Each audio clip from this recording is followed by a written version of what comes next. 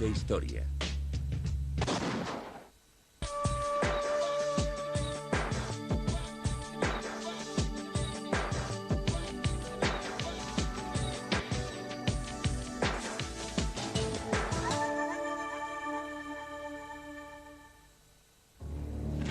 Hace unos 700 años el hombre oyó por primera vez una atronadora detonación procedente de lo que por entonces resultaba un extraño instrumento.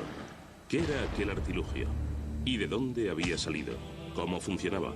¿Cómo llegó a hacerse tan popular e importante en tan poco tiempo? Viaje en el tiempo descubriendo los misterios de una de las creaciones más poderosas del hombre, las armas de fuego. Desde las leyendas medievales que rodean a la invención de la pólvora hasta los rifles con mira láser desarrollados para el siglo XXI. Desde el romanticismo y la emoción de los revólveres de 6 tiros y los rifles del oeste americano hasta la potencia de fuego de los fusiles semiautomáticos de los locos años 20. Desde los arcabuces exquisitamente decorados de la Europa del siglo XVI hasta los rifles de asalto de nuestros días. Descubra los genios que hay detrás de los más famosos nombres de la historia de las armas de fuego. Colt, Smith y Wesson, Winchester, Browning y Luger. Hombres que fueron pioneros en la búsqueda de las herramientas mecánicamente más precisas para ampliar los dominios del hombre. La historia de las armas de fuego explora una creación que ha transformado drásticamente la historia de la humanidad.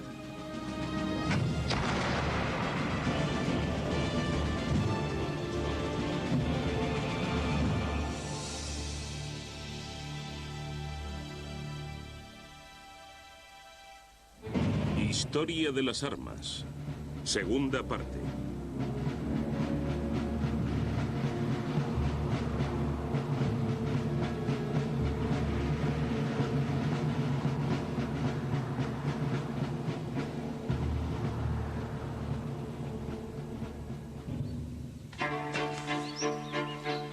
Desde antiguo se acostumbra dirimir en singular combate las disputas y vengar las afrentas causadas por la seducción de la amada esposa, una hija, etc.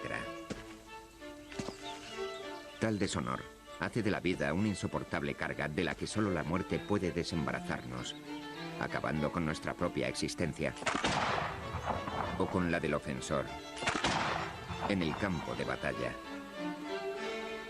Tratado sobre el duelo, 1842. Durante siglos, en las más civilizadas sociedades se han solventado las diferencias con los procedimientos más incivilizados. Entre los años 1610 y 1810 aproximadamente, el periodo en que las armas de chispa estuvieron en boga, posiblemente ninguna de ellas suscitó tanto interés, misterio y suspense como la pistola de duelo. Primitivamente los duelos consistían en enfrentamientos cuerpo a cuerpo o con garrotes. Después se evolucionó hacia la utilización del arma duelística más famosa, la espada. Pero al extenderse el uso de las armas de fuego, empezaron a fabricarse pares especialmente concebidos para su uso en los duelos. Aunque nos parezca una ironía y una barbaridad, sí que se batían. Y por supuesto, también lo hicieron muchos personajes ilustres de Norteamérica. Nuestro presidente Andrew Jackson se batió por el honor de su esposa. La bala que lo hirió en ese duelo fue lo que finalmente le causó la muerte. Él derribó a su oponente, pero resultó alcanzado. Pero no admitió haber sido herido y se marchó sin que nadie supiera, hasta que sus padrinos y la gente lo perdieron de vista que había recibido un balazo. Con el transcurso de los años, el duelo llegó a ser una forma respetable de dirimir disputas entre caballeros. A menudo se desarrollaban en público, lo que añadía más mérito a la defensa del honor. Los duelos se tomaban tan en serio que se publicaron libros de etiqueta y normas a seguir a la hora de defender la propia dignidad.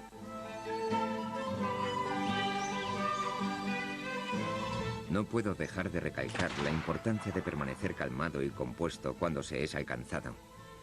Uno no puede permitirse la alarma o la turbación, sino que debe echar mano de todos sus arrestos y enfrentarse al problema con serenidad. Y si se muere, debe hacerse con toda la presencia de ánimo posible. Un instructor de duelos del siglo XVII.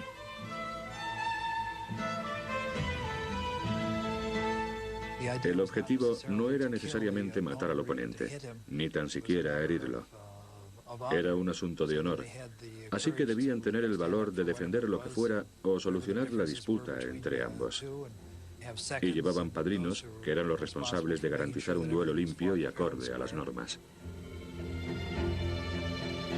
Alrededor de 1700 el duelo se practicaba en todas partes. En Inglaterra, Francia, Alemania o América, los hombres tarde o temprano ajustaban sus diferencias de esta forma tan truculenta.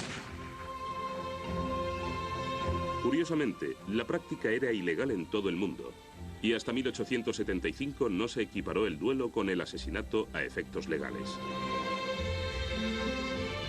Sin embargo, en Francia y en el sur de los Estados Unidos, los duelos siguieron celebrándose durante varias décadas más, hasta que en ambos continentes se endurecieron las leyes contra los duelistas. Mientras que multitud de armeros se consagraban a la fabricación artesana de hermosas pistolas de duelo profusamente decoradas, muchos otros se concentraban en el perfeccionamiento del arma como máquina. Al mismo tiempo que los hombres honorables se batían por todo el mundo, la industria armamentística estaba experimentando grandes avances. La mayor parte de las armas militares anteriores a la Guerra de Secesión tenían el interior del cañón plano. Esto significa que el cañón era simplemente un tubo pulido con el interior liso. Esto permitía cargar la bala fácil y rápidamente. Pero estos cañones no eran demasiado eficientes por un par de razones. La primera es que las balas esféricas que se usaban al fundirlas y vaciarlas no quedaban exactamente esféricas. La segunda es que al cargar la bala, esta no quedaba perfectamente ajustada en el cañón. De modo que al disparar, la bala rebotaba a lo largo del cañón. Por ello, la dirección que tomaba dependía primero de la configuración de la propia bala, su peso y sus deformaciones, y segundo del último rebote antes de abandonar el cañón. Además de su falta de precisión, el cañón liso presentaba otros problemas. La pólvora usada entonces dejaba mucho residuo y tras solo unos disparos, el cañón y el cerrojo quedaban tan obstruidos por la suciedad que había que limpiarlos para que siguiesen funcionando correctamente. Algún armero genial, que pensamos pudo vivir en Suiza alrededor de 1550, fabricó un arma con el cañón acanalado, con estrías en su interior, para que la pólvora tardase más en caer y acumularse en la parte por donde pasaba la bala al disparar. Otra persona, que era un auténtico genio, observó que incluso la más pequeña imperfección en el metal del cañón estriado parecía enderezar ligeramente la trayectoria de la bala. Esto condujo a lo que hoy conocemos como estriado. Este estriado se realiza practicando una o más hendiduras de forma espiral en el interior del cañón. Las estrías sujetan la bala y la obligan a girar sobre sí misma al recorrer el cañón. Al igual que ocurre al lanzar un moderno balón de fútbol, cuando una bala de plomo gira, las partes con el peso descompensado no permanecen en el mismo sitio, sino que forman círculos concéntricos alrededor de la bala formando un todo. Eso produce un equilibrio artificial que le confiere mucha estabilidad. Es poco probable que el anónimo inventor de las mágicas estrías en espiral comprendiese por qué una bala girando sobre sí misma tenía una trayectoria más recta y un impacto mayor, pero por aquel entonces tampoco lo entendía nadie. La Iglesia no aceptó las armas de fuego durante muchos siglos, ya que creía que las balas las dirigía un demonio. Así que sabemos dos cosas sobre las balas disparadas por un rifle. Una, que un ángel no podría detenerlas. La otra, que debido a la rotación, la bala silba en el aire. Y el ruido tan intenso que produce al rebotar si hierra el blanco es el grito del diablo. Así que a cualquier clérigo que presencie una exhibición de tiro le resultará obvio que hay un diablo haciendo ruido y otro guiando la bala. En algunos lugares estuvieron prohibidas las armas estriadas, los rifles, durante un tiempo. Pero ya nada podía detener el avance del rifle, especialmente si se trataba de caza mayor. Jamás un hombre había podido apuntar, disparar y atinar a un blanco situado a 100 metros. Un tirador experimentado armado con un rifle podía acertar fácilmente a un blanco situado a 180 metros. Con el nacimiento del rifle, la puntería se convirtió en una cualidad muy admirada. Alrededor del año 1600 se celebró un concurso en el que participaron los mejores tiradores. El evento se centró especialmente en el tiro con rifle. Se colocaron dianas de 1 metro de diámetro a una distancia de 270 metros. La multitud de espectadores y los jueces se quedaron maravillados por la potencia y la precisión del rifle. Paradójicamente, tardó en descubrirse el potencial militar del rifle. Durante siglos se había dado más importancia a la potencia de la descarga que a la precisión para acertar a un blanco concreto. Quienes descubrieron rápidamente la importancia del rifle fueron los primeros americanos.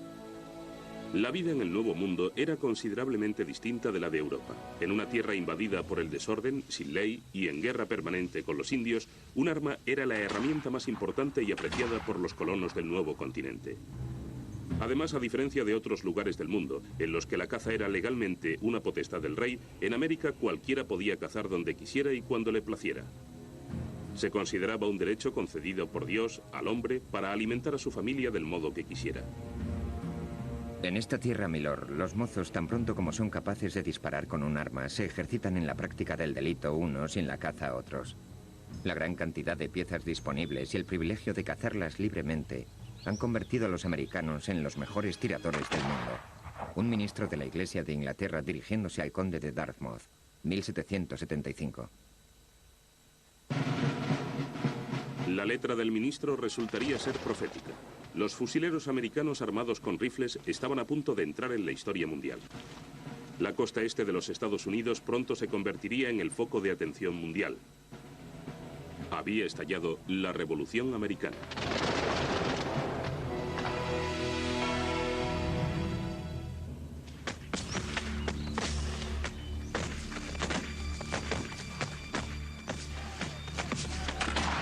Los americanos tenían fusileros con rifles. Con ellos podían alcanzar a un hombre donde quisieran hasta una distancia de 200 pasos. Llegamos a temerlos más que a los regulares de las colonias confederadas. En Kings Mountain nos masacraron. Memorias de un capitán inglés, 1802. Está claro cómo llegaron los primeros americanos a convertirse en grandes tiradores. Los chicos empezaban a ejercitarse en cuanto podían sostener un rifle. La caza era una práctica generalizada y antes de la adolescencia los niños debían contribuir a la subsistencia familiar. Pero una de las mejores cosas que pudieron ocurrir a los tiradores americanos fue la llegada de multitud de armeros holandeses, alemanes y suizos que abandonaron sus países natales en pos de la paz y la libertad en las nuevas tierras de América. Estos artesanos inmigrados, con su maestría, fueron quienes pusieron a América en la vanguardia del poder armamentístico. La vida en la frontera americana era muy diferente a la del civilizado continente europeo. El clima, la variedad de la caza y las condiciones en que se practicaba variaban enormemente con respecto a Europa central. Para adaptarlos a estas nuevas circunstancias, los armeros introdujeron gran cantidad de modificaciones técnicas en sus rifles. Algunas de ellas fueron el alargamiento del cañón para obtener mayor campo de tiro y el perfeccionamiento de las llaves. La belleza tampoco se descuidaba. Se montaban herrajes de latón y plata exquisitamente decorados sobre hermosas culatas talladas en maderas americanas. Hacia 1750 evolucionaron hasta convertirse en un nuevo tipo de arma. Había nacido un arma larga, elegante, ligera aunque sólida, hermosa y sumamente precisa. Esta fue la primera contribución original de América al desarrollo de las armas de fuego. Finalmente se había logrado superar a las armas de fabricación europea. Pero ¿cómo se llamaría este elegante rifle de la frontera americana? A lo largo de los años su nombre ha ido variando. Pero el más famoso con diferencia fue el de rifle de Kentucky. La denominación rifle de Kentucky es engañosa, porque por lo general estas armas no se fabricaban en Kentucky, sino en Pensilvania. En cualquier caso, la más temprana referencia al rifle de Kentucky la encontramos en la letra de una canción dedicada al general Jackson y su victoria sobre los británicos en la batalla de Nueva Orleans, que alude expresamente a que sus hombres iban armados con rifles de Kentucky. Estas armas se llevaban desde Pensilvania a Kentucky, que era la última frontera en la época en que se fabricaban. No cabe duda alguna de que el arma fue inventada en Pensilvania. Daniel Boone, desde luego, y David Crockett las usaron, y después el cine los hizo famosos. Los fusileros armados con sus rifles de Kentucky tuvieron un valor inestimable para los colonos americanos. El 14 de junio de 1775, el Congreso Continental autorizó la constitución de 10 compañías de fusileros como primer paso para la creación de un nuevo ejército nacional. Al día siguiente, el Congreso nombró a George Washington su comandante en jefe. Así nacía el ejército de los Estados Unidos, inicialmente armado exclusivamente con rifles de Kentucky. Al estallar la guerra entre rebeldes y británicos, los fusileros estadounidenses eran los más temidos por los ingleses. Cierto que previamente se habían usado rifles en batalla, tanto por parte europea como americana. Pero fue durante la Revolución Americana cuando el rifle tuvo mayor impacto en los usos militares. En las colonias, detrás de cada árbol y cada arbusto crece naturalmente un hombre armado con rifle. Capitán Thomas Pinkley, refiriéndose al miedo de los británicos a los rifles, 1775. Los fusileros armados con rifles de Kentucky eran tan reverenciados y respetados que algunos de ellos, al ser capturados durante la Revolución, fueron enviados a Inglaterra a realizar demostraciones de tiro con sus rifles de Kentucky, ya que los oficiales británicos no creían posible disparar con tal precisión. Y los fusileros se lo demostraron.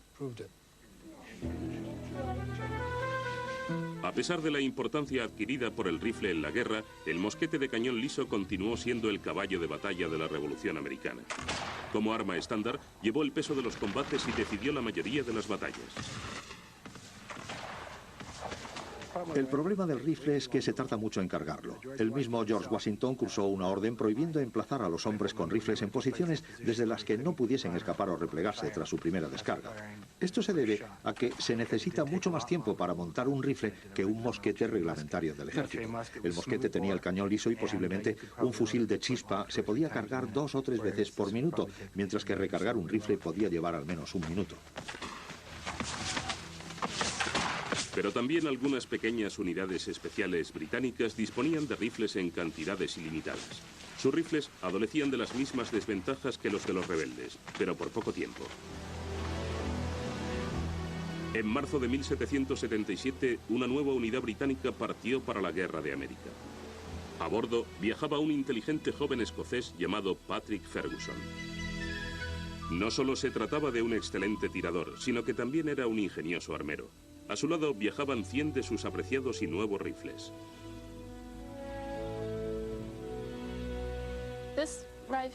Este rifle tiene una característica que lo hace único. Es un rifle de retrocarga. Se trata de uno de los primeros de su clase empleados por los británicos en la guerra. Coges el guardamonte y lo giras. Al hacerlo verás que se abre la recámara. Una vez que la tienes abierta puedes poner la bala y la pólvora en su interior. Una vez cargado, pones el guardamonte en su posición original, la cebadura en la cazoleta y ya está listo para disparar.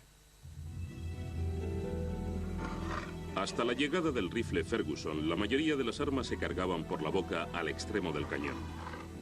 Aunque previamente se hicieron muchos intentos de desarrollar las armas de retrocarga por el lado del cerrojo, ninguno de ellos alcanzó el éxito del diseño de Ferguson. En la época de la Revolución Americana, el rifle de Patrick Ferguson era infinitamente superior a cualquiera de los preexistentes en todos los aspectos. Solucionado el problema de tener que introducir la bala por el cañón, el rifle Ferguson se podía cargar y disparar entre 6 y 8 veces por minuto, a diferencia de las 3 veces por minuto del rifle de Kentucky. La historia de este rifle y su inventor, Patrick Ferguson, es única. La leyenda afirma que era un tirador excepcional. Y una de las misiones que le encomendaron fue eliminar al comandante de los Estados Unidos, que era George Washington. Tuvo su oportunidad en la batalla de Germantown. Tuvo a Washington a tiro, pero no le disparó porque no pudo creerse que fuera él y que se expusiera en campo abierto y vistiese ropas corrientes, que no se rodease de pompa ni llevase escolta alguna. Así que pensó que no podía tratarse de George Washington y no abrió fuego.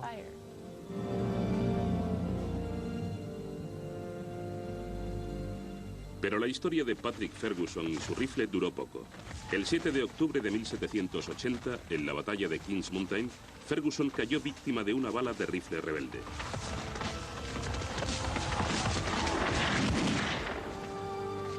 El destino del rifle Ferguson pronto se vio velado por el misterio. Por ejemplo, ¿por qué a la muerte de Ferguson el ejército británico no adoptó su rifle como arma reglamentaria? ¿Qué fue de los primeros 100 rifles originales de Ferguson? Nadie lo sabe. Actualmente se conserva una docena de ellos en diversos museos. En aquella época, los ingleses tomaron en América una de las decisiones más equivocadas de la historia militar. Los fusileros tuvieron que devolver los rifles Ferguson, que fueron a parar a un almacén, y se les entregaron mosquetes Brown Bess. Si Ferguson hubiera sobrevivido, estoy bastante seguro de que habría tenido gran influencia sobre el desarrollo de la revolución. No digo que el resultado hubiera sido otro, sino que si el rifle se hubiese empezado a usar 20 años antes y todo el ejército inglés destacado en Norteamérica hubiese estado armado con él, me temo que la revolución americana podría no haberse producido. Con la rendición oficial de Lord Cornwallis al general George Washington en el otoño de 1781, la Nueva América se independizaba definitivamente de los británicos.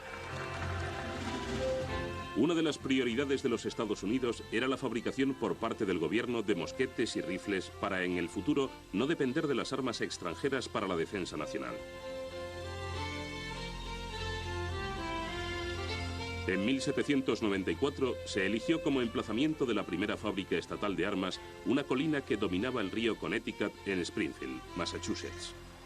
Durante 174 años, la fábrica de armas de Springfield produjo armas en exclusiva para las Fuerzas Armadas de los Estados Unidos.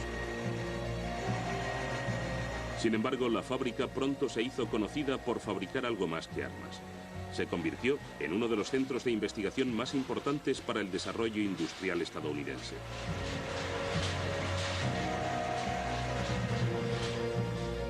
Quizá la mayor contribución de la fábrica de armas de Springfield, no solo para los Estados Unidos, sino para todo el mundo, fuera el invento de uno de sus primeros empleados, un maquinista llamado Thomas Blanchard.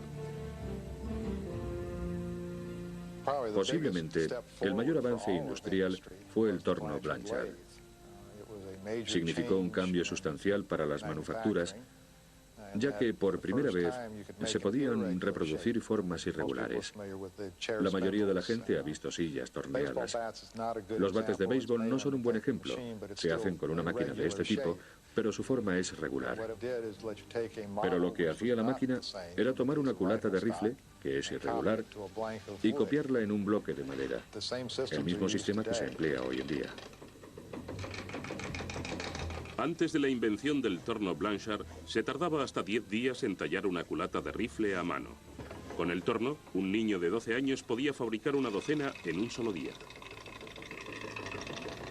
Pero el mayor avance se logró en el campo de la industria civil.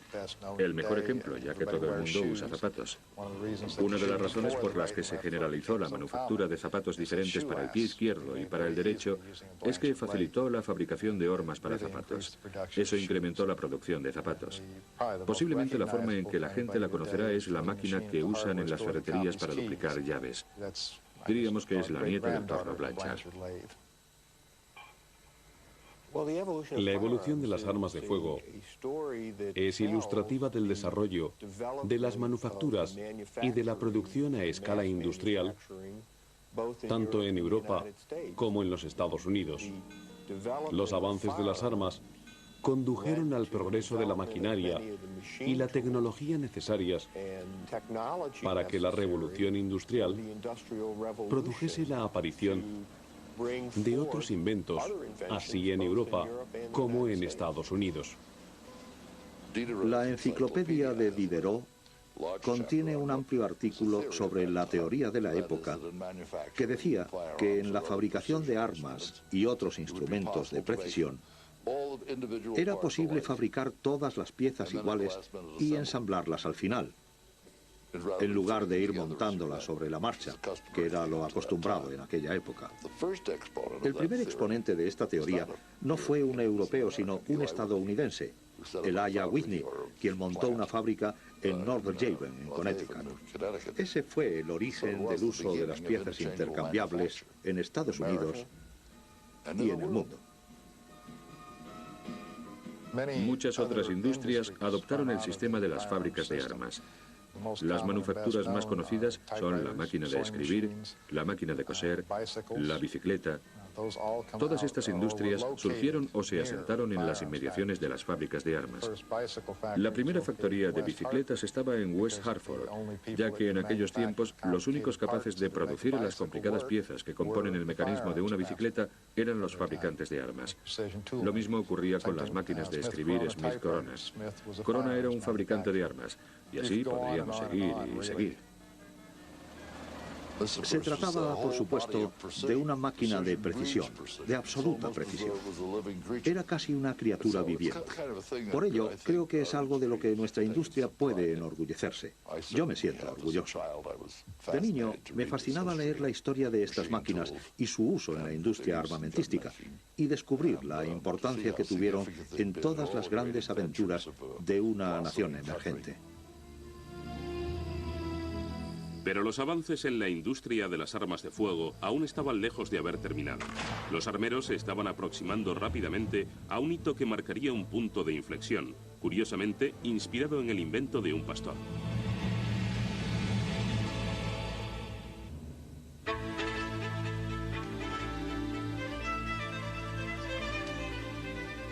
Si a este nuevo sistema se le diera un uso militar, la guerra en breve sería tan horrorosa que excedería todo lo imaginable.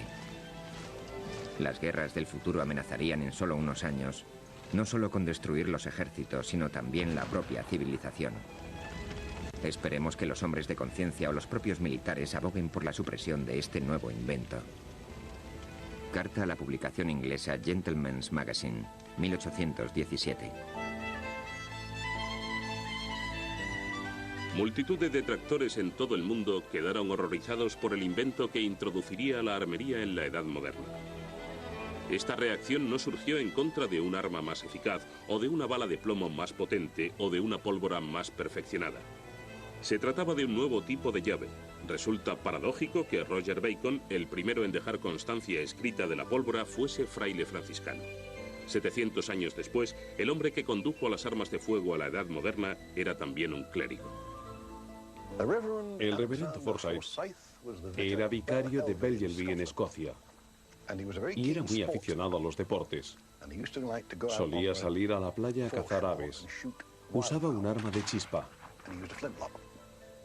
Cuando disparas un arma de este tipo, el percutor baja y golpea el percutor. Se produce la chispa, el cebo detona y el arma dispara.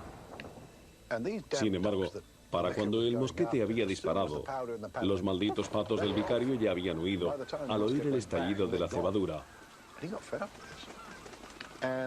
Harto ya de esto, leyó sobre algunos franceses que experimentaban con ciertas mezclas de fulminantes que explotaban instantáneamente al percutirlos. Así que comenzó a buscar un compuesto que disparase el arma en cuanto recibiese un golpe. Le costó muchas horas a lo largo de varios años perfeccionar sus mixturas, pero la perseverancia del reverendo Forsyth dio su fruto. El 11 de abril de 1807, además del nuevo mecanismo percutor, Forsyth patentó no solo el uso del fulminante aplicado a la ignición en las armas de fuego, sino también cualquier tipo y aplicación del fulminante. Las aves de Belgelby empezaron a pasarlo mal, ya que desde entonces no recibían aviso alguno. El arma disparaba e instantáneamente recibían un disparo. A pesar de que el invento de Forsyth significó un avance crucial con respecto a cualquier otro tipo de cerrojo, resultaba algo delicado y necesitaba algunas mejoras. Estas llegarían años más tarde, cuando expiró la patente del reverendo Forsyth y los armeros pudieron tratar de perfeccionar su sistema libremente. La invención original del reverendo Alexander Forsyth evolucionó hasta lo que llegó a conocerse como cápsula detonante. La cápsula detonante está hecha de un metal dúctil como el cobre y rellena con fulminato de mercurio. La cápsula o pistón se coloca sobre la chimenea situada en la culata del cañón. Cuando el percutor golpea el pistón, el fulminato de mercurio entra en ignición y transmite su llama a la culata, prendiendo la carga principal y disparando la bala de plomo. A partir de entonces, las armas eran prácticamente inmunes a las condiciones climáticas. Los disparos fallidos se minimizaron hasta tal punto que, empleando buenos pistones, incluso un arma de baja calidad podía resultar perfectamente fiable. El lapso transcurrido entre el accionamiento del gatillo y la descarga resultaba ahora ínfimo. La transición de las armas de chispa a las de percusión fue muy rápida, si no revolucionaria. Hacia 1835, tanto los cazadores como los ejércitos de todos los países civilizados habían adoptado las armas de pólvora detonante.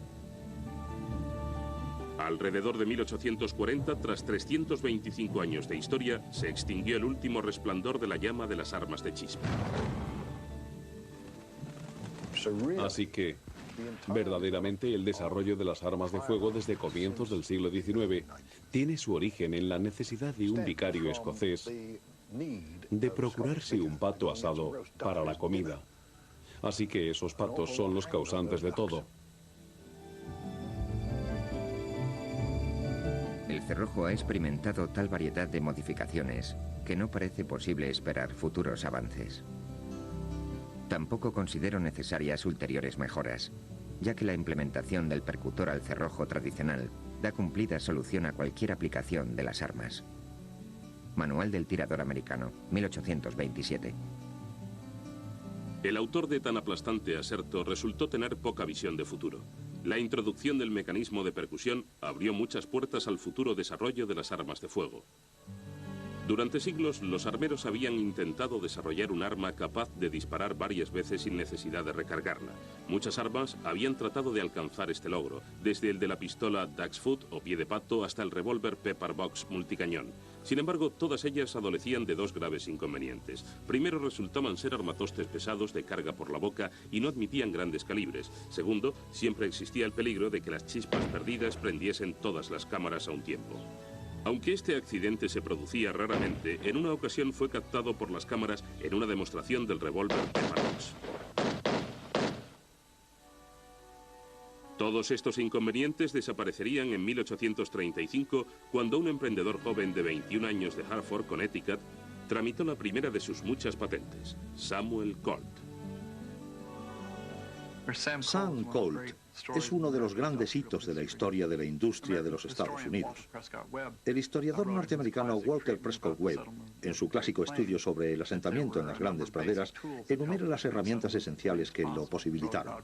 Cita los molinos de viento, el arado con el que se roturaban las praderas y también el revólver Colt. La historia del logro de Colt es quizá la más sobresaliente de los anales de las invenciones norteamericanas. Aquellos que viajaron al oeste cabalgaron con revólveres de 6 tiros al cinturón. Por muchos pecados que se le puedan imputar al 6 tiros, sigue siendo la primera modificación mecánica realizada por el pueblo estadounidense cuando, al salir de los bosques, halló nuevas necesidades en los espacios abiertos de las grandes praderas. Walter Prescott Webb. Posiblemente aventajando a cualquier otro armero, el nombre de Colt ha llegado a convertirse en el epítome del folclore del oeste de los Estados Unidos. Esto se debió principalmente a las circunstancias de la época en que Colt fabricó sus armas. En aquel tiempo, la expansión hacia el oeste se encontraba en su apogeo. Los más famosos nombres a ambos lados de la ley confiaron su supervivencia a los revólveres Colt. Jesse James, Buffalo Bill Cody, Wyatt Earp, Ponty Bill Lilly, Billy el Niño, Pat Garrett, Will Bill Hickok, Cool Younger, Henry Starr y los Dalton son solo algunos de los que llevaron el nombre de Colt a la frontera del oeste. Pero, ¿por qué motivo era tan ampliamente apreciado el Colt? ¿Qué llevó a personajes tan famosos a preferir el revólver Colt sobre otras armas?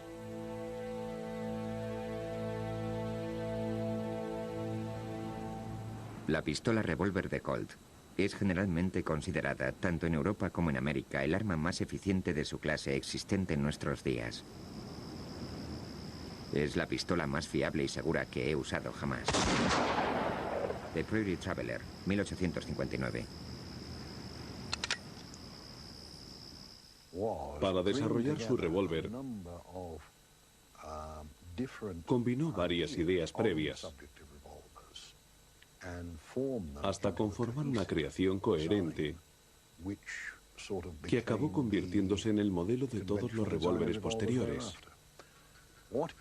Lo que hizo Colt fue tomar la cámara giratoria, el cañón individual y el mecanismo de percutor y gatillo, reuniendo todos estos elementos en un arma aceptable. Consiguió diseñar un mecanismo de rotación sencillo y acoplarlo a un dispositivo de detonación, de forma que al montar el revólver, el cilindro giraba hasta la siguiente posición de disparo. Esta conjunción de pequeños detalles hizo posible un revólver operativo. Colt fue el hombre que los mezcló para conseguir lo que hoy conocemos como revólver. Samuel Colt concibió por primera vez en la historia de las armas de fuego una manera fiable de disparar un arma de gran calibre varias veces sin recargar.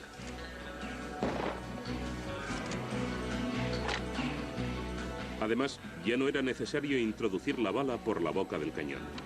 Solo había que poner un poco de pólvora en cada cámara. Accionar la palanca de carga incorporada para introducir una bala de plomo en cada cámara e introducir un pistón o ceba en cada una de las chimeneas situadas en la parte trasera del cilindro. Nos disponemos a disparar un revólver Walter Colt fabricado en 1847. Se trata del primer revólver operativo de percusión. Dispara balas esféricas y cónicas del calibre 44. Al amartillar, la cámara y el cañón se alinean automáticamente. Hemos engrasado el frontal de la cámara para evitar una descarga múltiple. Al apretar el gatillo, el arma dispara. Las ventas de Colt se dispararon rápidamente tanto en el ámbito civil como en el militar. Samuel Colt, además de tener una mercancía fácilmente vendible y de hacer todo lo posible para evitar que se violara su patente, era por encima de todo un genio de la autopromoción. El éxito de Sam Colt no dependió exclusivamente de su inventiva, sino también de su habilidad para promocionar sus productos. Tenía la habilidad de rentabilizar los obsequios que hacía a personas que podían ayudarle en la consecución de contratos para la venta de sus productos, o a gente que tenía contactos en la política, la economía o la industria, para así hacer viables y posibles sus negocios, incrementando de este modo las ventas de sus mercancías. Como siempre fue un showman, Samuel Colt instaló espléndidas exposiciones de sus armas en lugares tan transitados como el Palacio de Cristal de la ciudad de Nueva York. La compañía Colt patrocinó en todo el mundo multitud de espectáculos del salvaje oeste en los que se usaban sus armas. Samuel Colt convirtió su nombre y su arma en sinónimos, trascendiendo el mundo de las armas de fuego. Pero las armas de Colt hacían honor a su reputación. Eran las mejores y eran solicitadas no solo en los Estados Unidos, sino en todo el mundo. Estaban bien hechas, eran fiables y, lo más importante, eran asequibles. Estados Unidos estaba ahora a la cabeza del desarrollo armamentístico. Ahora que se podía disparar rápidamente, los armeros de todo el mundo buscaban un método rápido de carga y recarga. Una vez más, Estados Unidos ofrecería la solución con la ayuda de dos hombres, Horace Smith y Daniel Beer Wilson.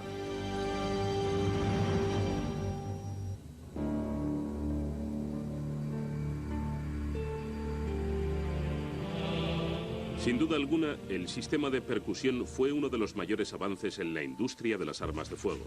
Tratándose del sistema de ignición estándar hasta la década de 1870, realizó millones de disparos en conflictos tales como la Guerra de Secesión. A pesar de ello, todavía arrastraba un grave defecto. El sistema de percusión aún dependía de la misma práctica que se venía realizando desde hacía 600 años, introducir una carga de pólvora en las cámaras del revólver o por la boca del mosquete, rifle o fusil. A continuación, la laboriosa tarea de introducir una bala en el cañón o en el cilindro. Y finalmente colocar la pequeña ceba en la chimenea del arma. Para acelerar este proceso, muchos ejércitos de todo el mundo fabricaron cartuchos de papel que contenían la medida justa de pólvora y una bala de plomo. El tirador rasgaba el cartucho e introducía la pólvora en el cañón. A continuación, venía el consabido proceso de atacar la bala con la baqueta. El tiempo que se perdía en enrollar estos cartuchos de papel era exasperante. Eso sin mencionar el crucial intervalo necesario para recargar entre descarga y descarga. Se necesitaba desesperadamente un cartucho de autoignición que se pudiera cargar fácilmente en el arma. Hasta principios de la década de 1850 no se empezó a desarrollar el cartucho de autoignición. Y es posible que el primer cartucho único para la bala y la pólvora sea, curiosamente, uno de los que más se fabrican en nuestros días. Es el que hoy conocemos como Rimfire del 22. Fue patentado en agosto de 1854 por dos hombres, Horace Smith y Daniel Beer Wilson. Básicamente tomaron un pistón y pusieron en su interior un poco de pólvora y una bala, conformando así lo que actualmente llamamos un cartucho metálico. Previamente se había intentado muchas veces fabricar cartuchos metálicos, pero fueron Smith y Wilson quienes materializaron esta idea. A pesar de que probaron sus cartuchos con varios tipos de armas, sabían que su invento funcionaría estupendamente en un revólver. Desgraciadamente esto no era fácil de resolver, puesto que no existía ningún tipo de revólver en el que pudiese usar estos cartuchos. Aún peor, Samuel Colt había protegido sólidamente su invento patentando cualquier tipo de revólver, sin importar que funcionase con cartuchos.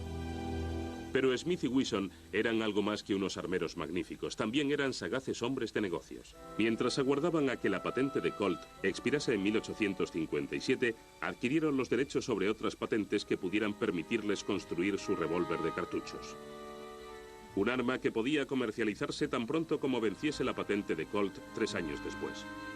A pesar de que tuvieron que construir varios prototipos y sufrieron varios descalabros financieros en el proceso de llevar a cabo el revólver, el mecanismo funcionaba perfectamente. Hacia enero de 1857 comercializaron el primer revólver Smith & Wesson modelo 1 del calibre 22. Aquello significó el inicio de la fabricación industrial de cartuchos metálicos. Entre 1856 y la década de 1870, nadie más en los Estados Unidos ni en el mundo pudo fabricar revólveres que usasen cartuchos metálicos, debido a las patentes exclusivas de la Smith & Wesson, ni tampoco el tambor cuya patente compraron a un hombre llamado Roland White, quien irónicamente había trabajado para Colt, que había rechazado el invento. El tambor es un cilindro hueco de extremo a extremo. Esto resultaba esencial para el empleo de los cartuchos que se cargan aún hoy por la parte trasera del cilindro.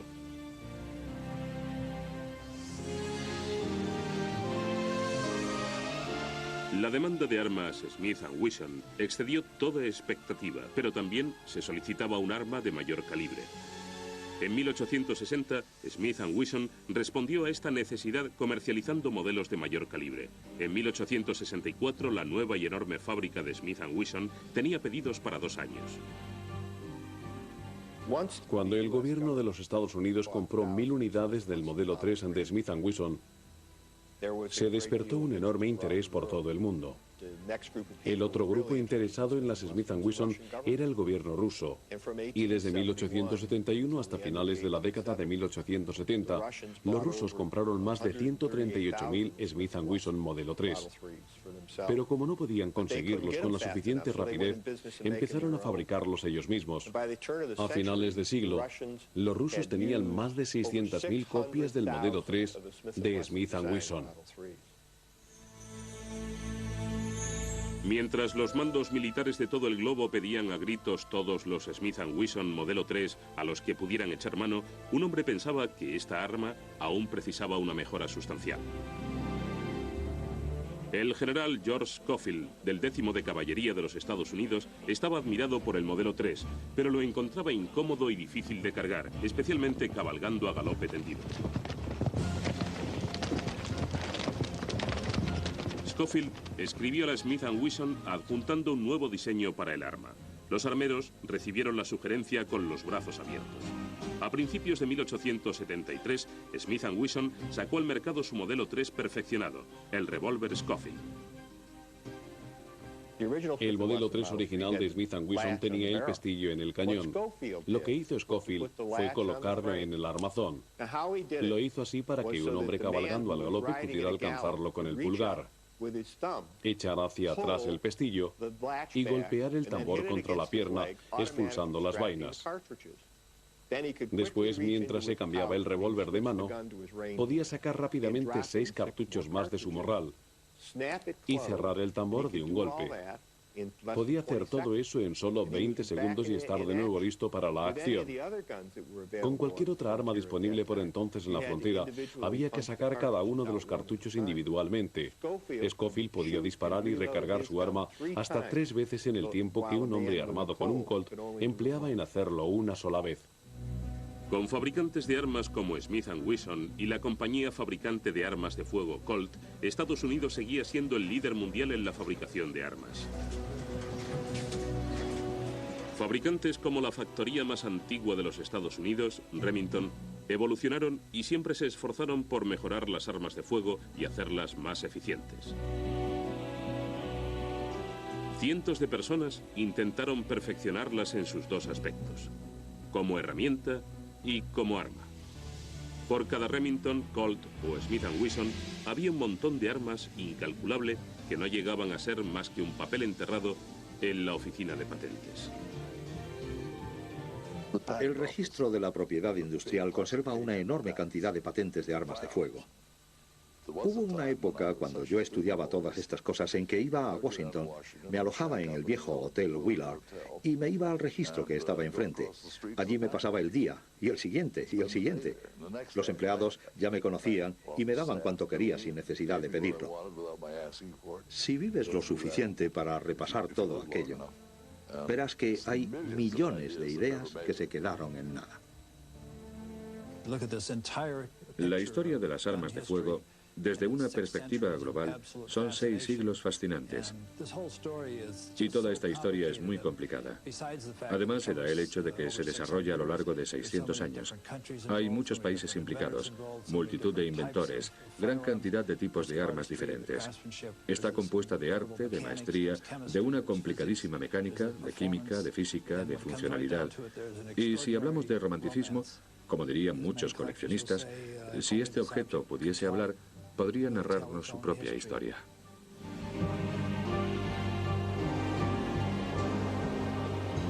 Pero sin duda alguna fue el oeste de los Estados Unidos en el siglo XIX el que asoció para siempre las armas de fuego con la leyenda, el romanticismo y la aventura. Tuvieron un papel clave en el establecimiento de la frontera, pero este logro no se realizó solamente con pistolas.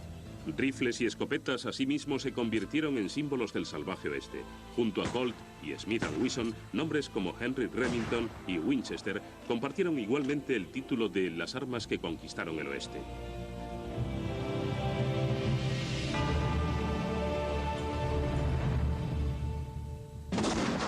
Tras 600 años de progreso y modificaciones, el arma de fuego estaba lista para su más importante salto adelante.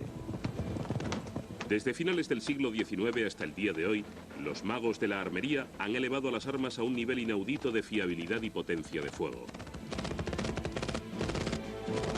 En el próximo capítulo de Historia de las Armas de Fuego, conozcan a legendarios armeros como Oliver Winchester, Henry Tyler y a infames pistoleros como Jesse James y Will Bill Hickok. Vean cómo Annie Oakley convirtió el emocionante deporte del tiro al blanco en una demostración de la igualdad de la mujer. Descubran cómo los nativos americanos aventajaron a la caballería de los Estados Unidos y vencieron al hombre blanco en su propio juego mortal. Conozcan al genio que diseñó las armas que ayudaron a los aliados a ganar 2 guerras mundiales.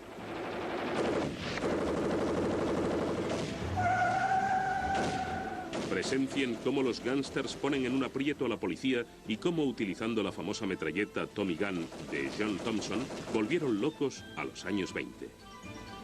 Vean cómo un mecánico de tanques ruso combinó un rifle con una ametralladora para desarrollar un arma que 40 años después es un arma revolucionaria. ¿Han alcanzado las armas su máximo nivel de perfección? Sigan la fascinante evolución de la potencia de fuego en el próximo capítulo de Historia de las Armas de Fuego.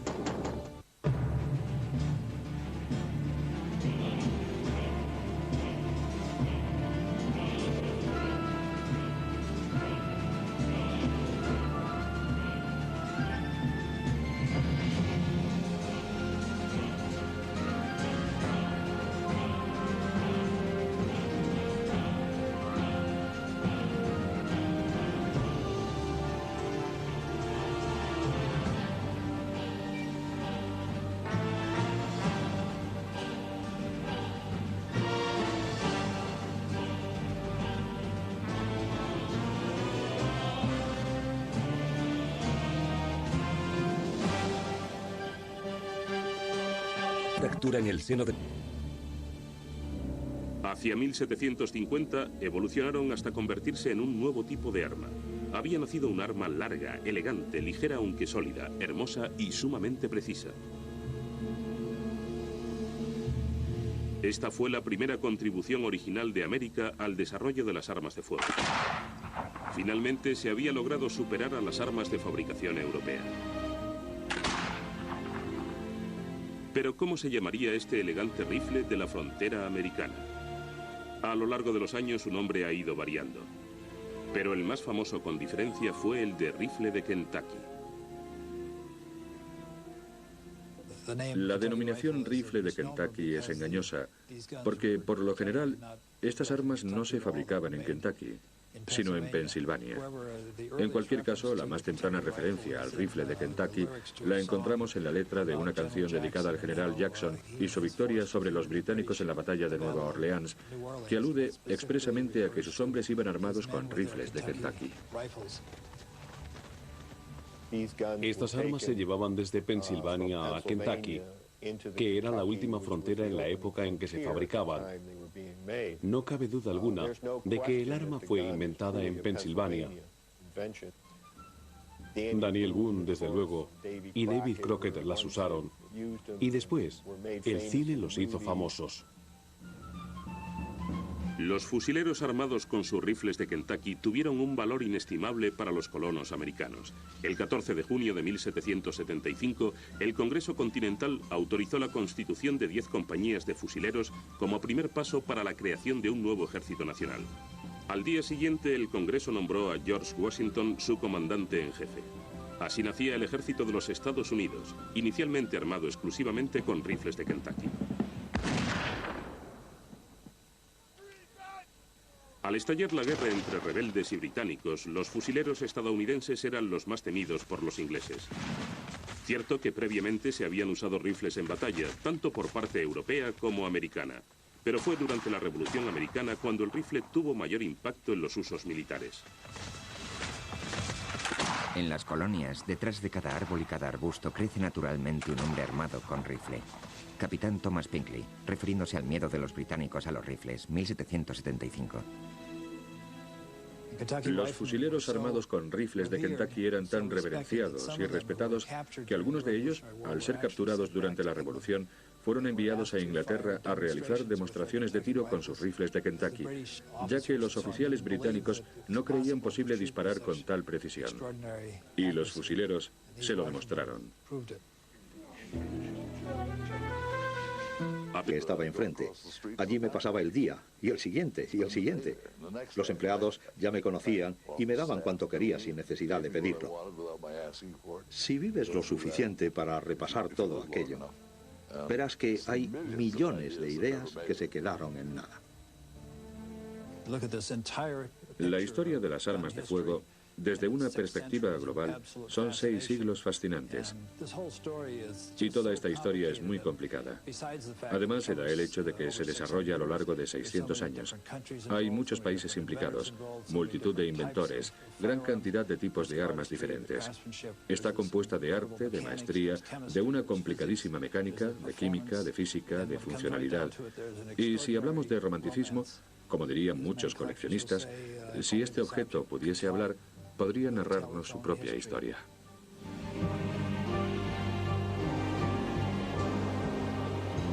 Pero sin duda alguna fue el oeste de los Estados Unidos en el siglo XIX el que asoció para siempre las armas de fuego con la leyenda, el romanticismo y la aventura.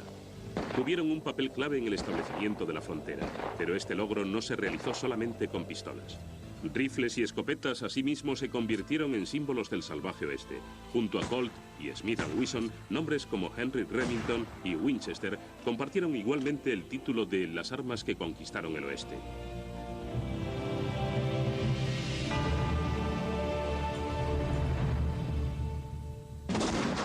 Tras 600 años de progreso y modificaciones, el arma de fuego estaba lista para su más importante salto adelante.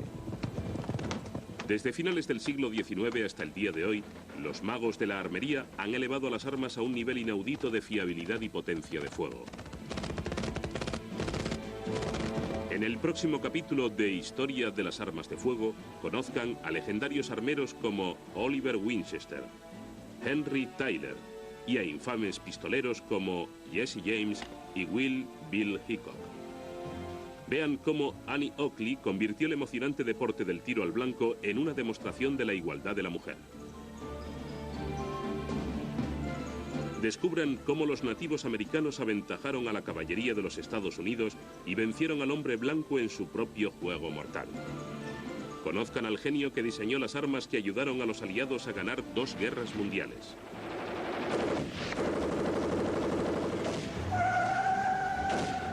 Presencien cómo los gángsters ponen en un aprieto a la policía y cómo, utilizando la famosa metralleta Tommy Gun de John Thompson, volvieron locos a los años 20. Vean cómo un mecánico de tanques ruso combinó un rifle con una ametralladora para desarrollar un arma que 40 años después es un arma revolucionaria. Han alcanzado las armas su máximo números magníficos. También eran sagaces hombres de negocios. Mientras aguardaban a que la patente de Colt expirase en 1857, adquirieron los derechos sobre otras patentes que pudieran permitirles construir su revólver de cartuchos. Un arma que podía comercializarse tan pronto como venciese la patente de Colt 3 años después. A pesar de que tuvieron que construir varios prototipos y sufrieron varios descalabros financieros en el proceso de llevar a cabo el revólver, el mecanismo funcionaba perfectamente. Hacia enero de 1857 comercializaron el primer revólver Smith & Wesson modelo 1 del calibre 22. Aquello significó el inicio de la fabricación industrial de cartuchos metálicos. Entre 1856 y la década de 1870, nadie más en los Estados Unidos ni en el mundo pudo fabricar revólveres que usasen cartuchos metálicos, debido a las patentes exclusivas de la Smith & Wesson, ni tampoco el tambor cuya patente compraron a un hombre llamado Roland White, quien irónicamente había trabajado para Colt, que había rechazado el invento. El tambor es un cilindro hueco de extremo a extremo. Esto resultaba esencial para el empleo de los cartuchos que se cargan aún hoy por la parte trasera del cilindro.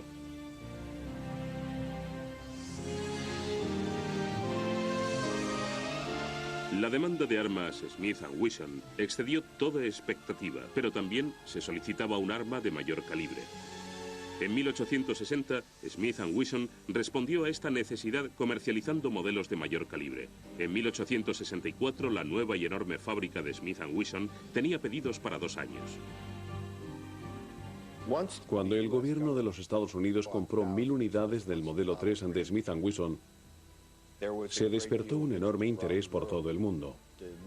El otro grupo interesado en las Smith & Wesson era el gobierno ruso, y desde 1871 hasta finales de la década de 1870, los rusos compraron más de 138.000 Smith & Wesson modelo 3.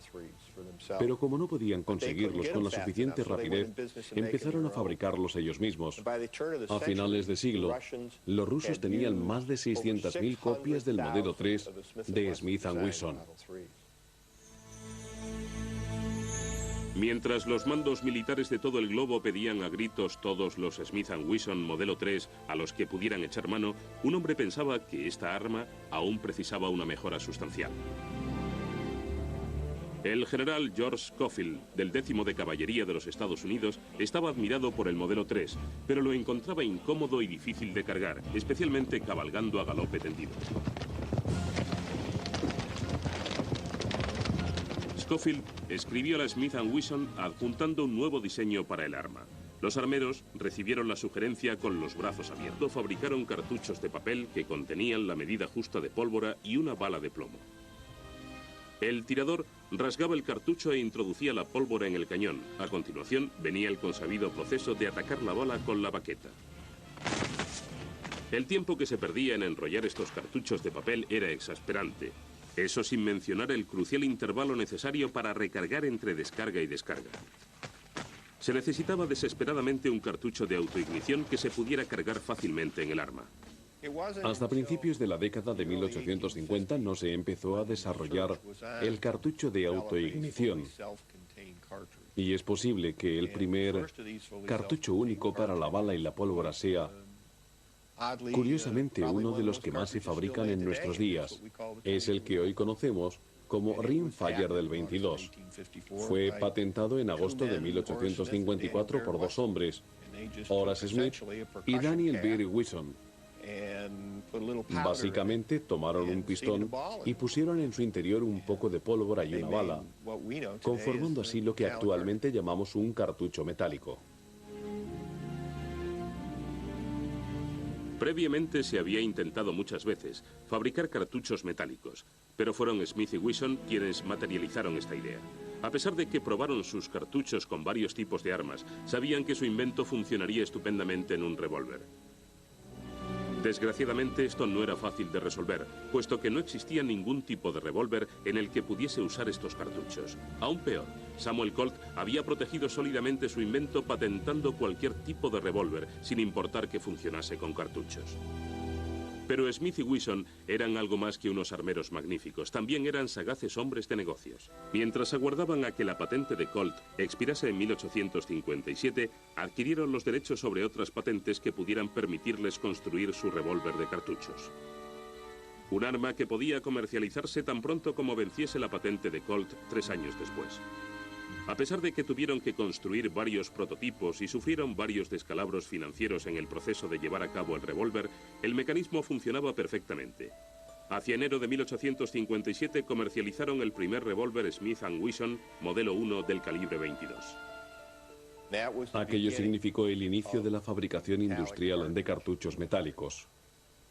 Entre 1856 y la década de 1870, nadie más en los Estados Unidos ni en el mundo pudo fabricar revólveres que usasen cartuchos metálicos, debido a las patentes exclusivas de la Smith & Wesson, ni tampoco el tambor cuya patente compraron a un hombre llamado Roland White, quien irónicamente había trabajado para Colt, que había rechazado el invento. El tambor es un cilindro hueco de extremo a extremo. Que multitud de armeros se consagraban a la fabricación artesana de hermosas pistolas de duelo profusamente decoradas, muchos otros se concentraban en el perfeccionamiento del arma como máquina. Al mismo tiempo que los hombres honorables se batían por todo el mundo, la industria armamentística estaba experimentando grandes avances. La mayor parte de las armas militares anteriores a la Guerra de Secesión tenían el interior del cañón plano. Esto significa que el cañón era simplemente un tubo pulido con el interior liso. Esto permitía cargar la bala fácil y rápidamente. Pero estos cañones no eran demasiado eficientes por un par de razones.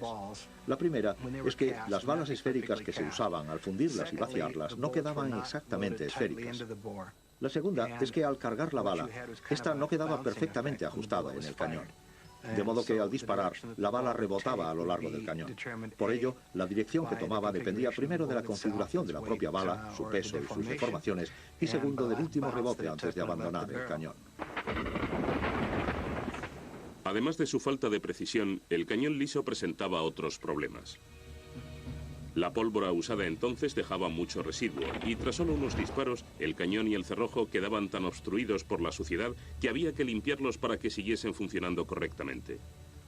Algún armero genial, que pensamos pudo vivir en Suiza alrededor de 1550, fabricó un arma con el cañón acanalado, con estrías en su interior, para que la pólvora tardase más en caer y acumularse en la parte por donde pasaba la bala al disparar.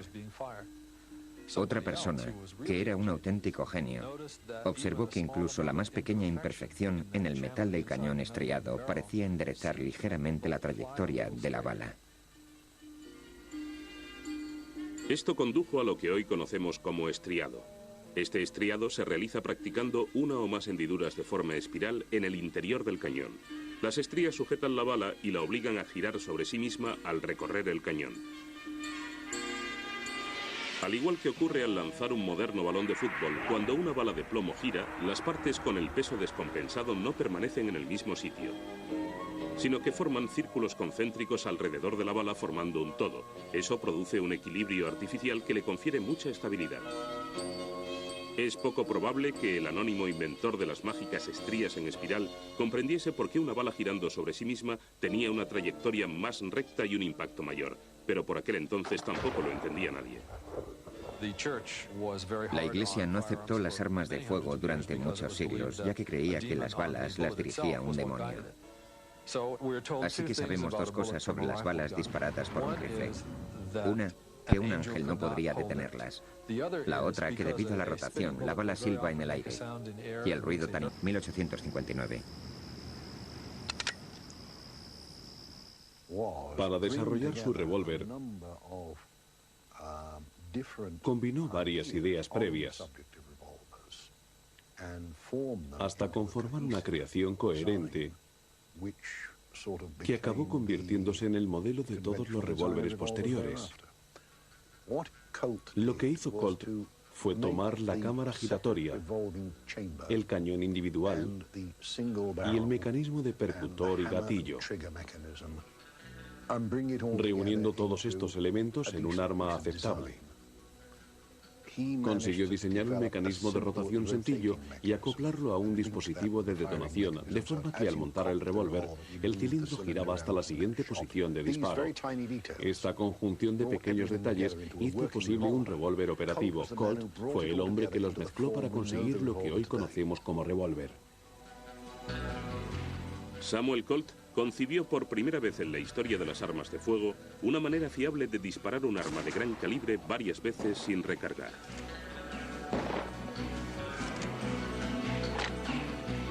Además, ya no era necesario introducir la bala por la boca del cañón. Solo había que poner un poco de pólvora en cada cámara. Accionar la palanca de carga incorporada para introducir una bala de plomo en cada cámara e introducir un pistón o ceba en cada una de las chimeneas situadas en la parte trasera del cilindro. Nos disponemos a disparar un revólver Walter Colt fabricado en 1847. Se trata del primer revólver operativo de percusión. Dispara balas esféricas y cónicas del calibre 44. Al amartillar, la cámara y el cañón se alinean automáticamente. Hemos engrasado el frontal de la cámara para evitar una descarga múltiple. Al apretar el gatillo, el arma dispara. Las ventas de Colt se dispararon rápidamente tanto en el ámbito civil como en el militar. Samuel Colt, además de tener una mercancía fácilmente vendible y de hacer todo lo posible para evitar que se violara su patente, era por encima de todo un genio de la autopromoción. El éxito de Sam Colt no dependió exclusivamente de su inventiva, sino también de su habilidad para promocionar sus productos. Tenía la habilidad de rentabilizar los obsequios que hacía a personas que podían ayudarle en la consecución de contratos para la venta de sus productos, o a gente que tenía contactos en la política, la economía o la industria, para así hacer viables y posibles sus negocios, incrementando de este modo las ventas de sus mercancías. Como siempre fue un showman, Samuel Colt instaló espléndidas exposiciones de sus armas en lugares tan transitados como el... A partir de entonces, las armas eran prácticamente inmunes a las condiciones climáticas. Los disparos fallidos se minimizaron hasta tal punto que, empleando buenos pistones, incluso un arma de baja calidad podía resultar perfectamente fiable. El lapso transcurrido entre el accionamiento del gatillo y la descarga resultaba ahora ínfimo. La transición de las armas de chispa a las de percusión fue muy rápida, si no revolucionaria. Hacia 1835, tanto los cazadores como los ejércitos de todos los países civilizados habían adoptado las armas de pólvora detonante. Alrededor de 1840, tras 325 años de historia, se extinguió el último resplandor de la llama de las armas de chispa.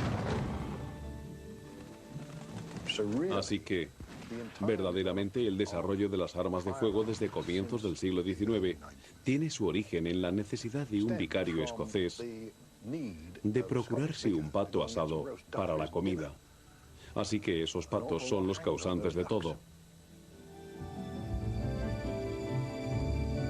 El cerrojo ha experimentado tal variedad de modificaciones que no parece posible esperar futuros avances. Tampoco considero necesarias ulteriores mejoras, ya que la implementación del percutor al cerrojo tradicional da cumplida solución a cualquier aplicación de las armas. Manual del tirador americano, 1827. El autor de tan aplastante aserto resultó tener poca visión de futuro. La introducción del mecanismo de percusión abrió muchas puertas al futuro desarrollo de las armas de fuego. Durante siglos, los armeros habían intentado desarrollar un arma capaz de disparar varias veces sin necesidad de recargarla. Muchas armas habían tratado de alcanzar este logro, desde el de la pistola Duck's Foot o pie de pato hasta el revólver Pepper Box multicañón.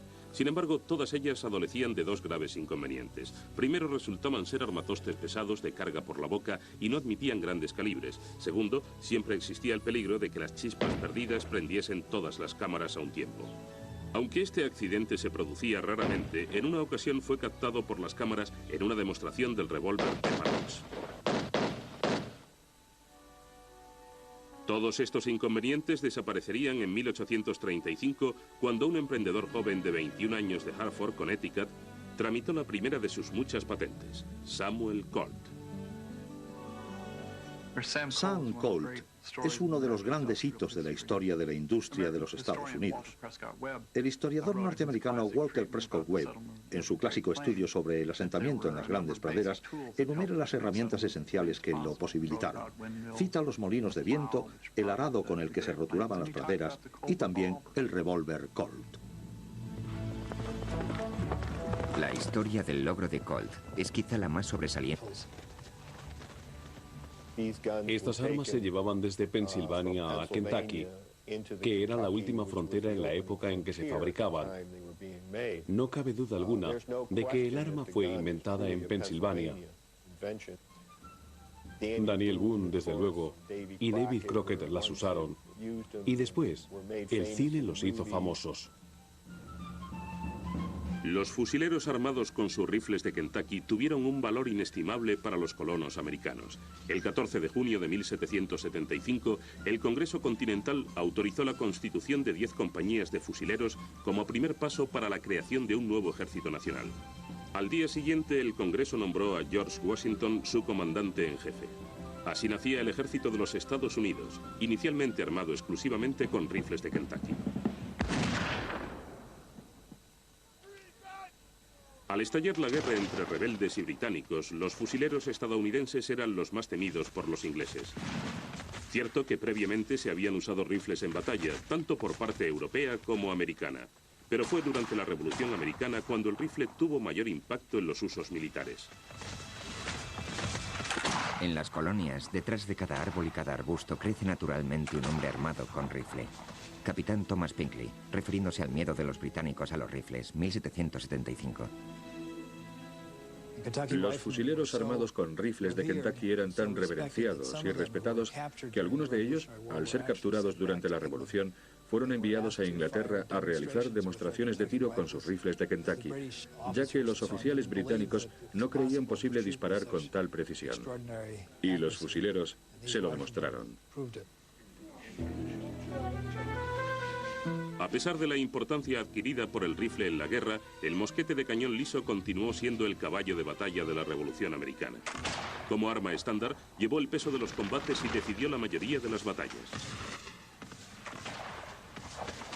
El problema del rifle es que se tarda mucho en cargarlo. El mismo George Washington cursó una orden prohibiendo emplazar a los hombres con rifles en posiciones desde las que no pudiesen escapar o replegarse tras su primera descarga. Esto se debe a que se necesita mucho más tiempo para montar un rifle que un mosquete reglamentario del ejército.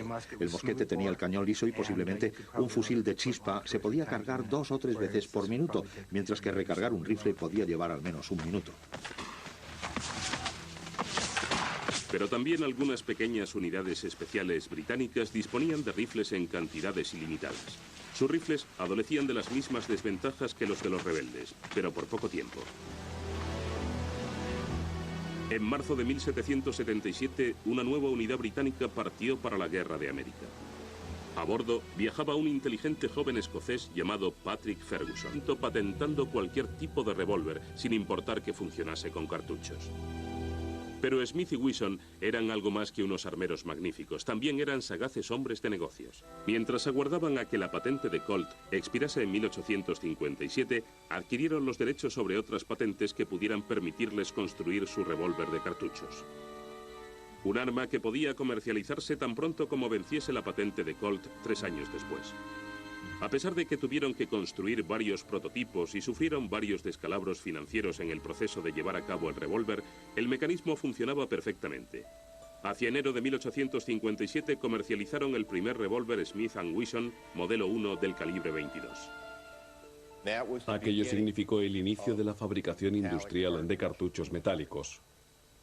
Entre 1856 y la década de 1870, nadie más en los Estados Unidos ni en el mundo pudo fabricar revólveres que usasen cartuchos metálicos debido a las patentes exclusivas de la Smith & Wesson, ni tampoco el tambor cuya patente compraron a un hombre llamado Roland White, quien irónicamente había trabajado para Colt, que había rechazado el invento. El tambor es un cilindro hueco de extremo a extremo. Esto resultaba esencial para el empleo de los cartuchos que se cargan aún hoy por la parte trasera del cilindro.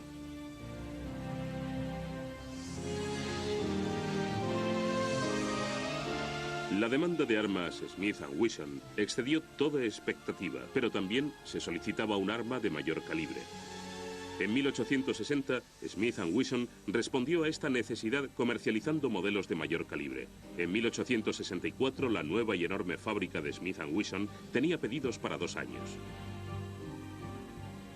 Cuando el gobierno de los Estados Unidos compró 1000 unidades del modelo 3 de Smith & Wesson, se despertó un enorme interés por todo el mundo.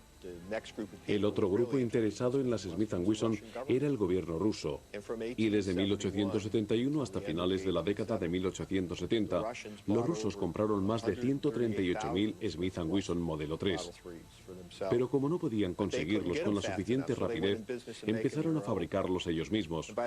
A finales de siglo, los rusos tenían más de 600.000 copias del modelo 3 de Smith & Wesson. Mientras los mandos militares de todo el globo pedían a gritos todos los Smith & Wesson modelo 3 a los que pudieran echar mano, un hombre pensaba que esta arma aún precisaba una mejora sustancial. El general George Schofield, del 10º de Caballería de los Estados Unidos, estaba admirado por el modelo 3, pero lo encontraba incómodo y difícil de cargar, especialmente cabalgando a galope tendido. La práctica era ilegal en todo el mundo, y hasta 1875 no se equiparó el duelo con el asesinato a efectos legales. Sin embargo, en Francia y en el sur de los Estados Unidos, los duelos siguieron celebrándose durante varias décadas más, hasta que en ambos continentes se endurecieron las leyes contra los duelistas.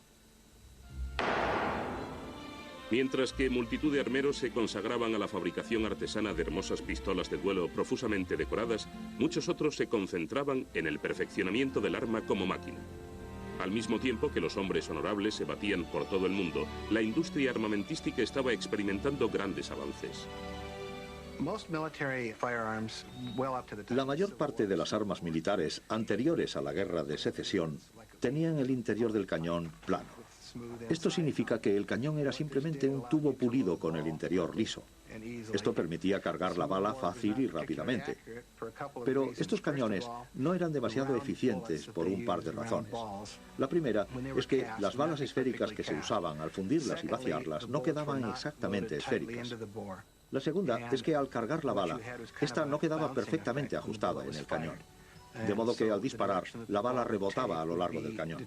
Por ello, la dirección que tomaba dependía primero de la configuración de la propia bala, su peso y sus deformaciones, y segundo del último rebote antes de abandonar el cañón. Además de su falta de precisión, el cañón liso presentaba otros problemas. La pólvora usada entonces dejaba mucho residuo y tras solo unos disparos, el cañón y el cerrojo quedaban tan obstruidos por la suciedad que había que limpiarlos para que siguiesen funcionando correctamente. Algún armero genial que pensamos pudo vivir en Suiza alrededor de 1550 fabricó un arma con el cañón acanalado, con estrías en su interior, para que la pólvora tardase más en caer y acumularse en la parte por donde pasaba la bala al disparar. Otra persona, que era un auténtico genio, observó que incluso la más pequeña imperfección en el metal del cañón estriado parecía enderezar ligeramente la trayectoria de la bala. Esto condujo a lo que hoy conocemos como estriado. Este estriado se realiza practicando una o más hendiduras de forma espiral en el interior del cañón. Las estrías sujetan la bala y la obligan a girar sobre sí misma al recorrer el cañón.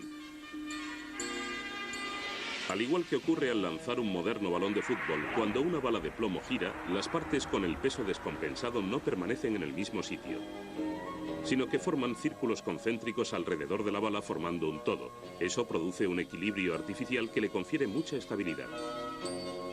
Es poco probable que el anónimo inventor de las mágicas estrías en espiral comprendiese por qué una bala girando sobre sí misma tenía una trayectoria más recta y un impacto mayor. Al estallar la guerra entre rebeldes y británicos, los fusileros estadounidenses eran los más temidos por los ingleses. Cierto que previamente se habían usado rifles en batalla, tanto por parte europea como americana. Pero fue durante la Revolución Americana cuando el rifle tuvo mayor impacto en los usos militares. En las colonias, detrás de cada árbol y cada arbusto crece naturalmente un hombre armado con rifle. Capitán Thomas Pinkley, refiriéndose al miedo de los británicos a los rifles, 1775. Los fusileros armados con rifles de Kentucky eran tan reverenciados y respetados que algunos de ellos, al ser capturados durante la Revolución, fueron enviados a Inglaterra a realizar demostraciones de tiro con sus rifles de Kentucky, ya que los oficiales británicos no creían posible disparar con tal precisión. Y los fusileros se lo demostraron. A pesar de la importancia adquirida por el rifle en la guerra, el mosquete de cañón liso continuó siendo el caballo de batalla de la Revolución Americana. Como arma estándar, llevó el peso de los combates y decidió la mayoría de las batallas. El problema del rifle es que se tarda mucho en cargarlo. El mismo George Washington cursó una orden prohibiendo emplazar a los hombres con rifles en posiciones desde las que no pudiesen escapar o replegarse tras su primera descarga. Esto se debe a que se necesita mucho más tiempo para montar un rifle que un mosquete reglamentario del ejército. El mosquete tenía el cañón liso y posiblemente un fusil de chispa se podía cargar 2 o 3 veces por minuto, mientras que recargar un rifle podía llevar al menos 1 minuto. Pero también algunas pequeñas unidades especiales británicas disponían de rifles en cantidades ilimitadas. Sus rifles adolecían de las mismas desventajas que los de los rebeldes, pero por poco tiempo. En marzo de 1777, una nueva unidad británica partió para la Guerra de América. A bordo viajaba un inteligente joven escocés llamado Patrick Ferguson. No solo se trataba de un excelente tirador, sino que también era un ingenioso armero. A su lado viajaban 100 de sus apreciados y nuevos rifles.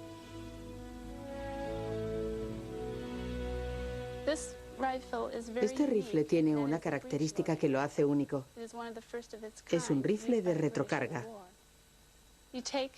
Se trata de uno de los primeros de su clase empleados por los británicos en la guerra. Coges el guardamonte y lo giras. Al hacerlo verás que se abre la recámara. Una vez que la tienes abierta puedes poner la bala y la pólvora en su interior. Una vez cargado, pones el guardamonte en su posición original, la cebadura en la cazoleta y ya está listo para disparar. Hasta la llegada del rifle Ferguson, la mayoría de las armas se cargaban por la boca al extremo del cañón.